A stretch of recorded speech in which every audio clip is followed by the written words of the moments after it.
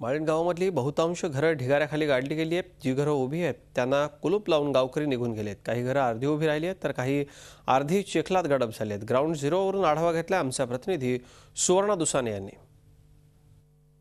माळीण गावामध्ये आपण आता आलेलो आहोत आणि मी तुम्हाला दाखवू शकते की ज्या घरांवरती हा सगळा डोंगरकडा कोसळला, तो कोसळलेला भाग आपण पाहताय। हा संपूर्ण भाग जो आहे तो NDRFच्या जवानांना अजून उपसायचा आहे आणि त्यासाठी साधारण अजून 48 तास लागू शकणार आहेत। आपण पाहू शकतो की मोठ्या प्रमाणावर हा भराव आहे, पण या भरावाचा शेजारीच असलेली काही घरं जी याच्यातनं बचावली आहेत ती मात्र आपल्याला कुलूप लावलेली पाहायला मिळत आहेत। कृष्णा गणपत झांजरे यांचं घर आपण पाहतोय, ज्यांच्या घराला कुलूप लावलेलं आहे।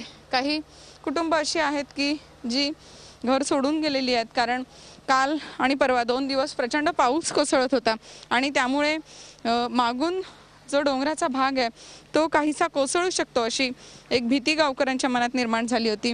हे शेजारचं घर आपण जे पाहतोय त्या घराला सुद्धा कुलूप लावण्यात आलेलं आहे आणि ह्या घरातले जे रहिवासी आहेत ते सुद्धा घर सोडून गेले आहेत। हे जे घर आहे हे अर्धवट उद्ध्वस्त झालेलं आपल्याला पाहायला मिळत आहे। त्यामुळे गावकरी जे आहेत ते मोठ्या संख्येने घर सोडून गेलेले आहेत। एकतर जीवाची भीती वाटते, तर दुसरीकडे मात्र मोठ्या प्रमाणावरती आजार पसरतील, साथ पसरतील अशी सुद्धा शंका या गावकऱ्यांच्या मनात आहे। अमित गिरीसह सुवर्णा दुसाने, माळीण गाव। झी 24 तास रहा एक पाऊल पुढे।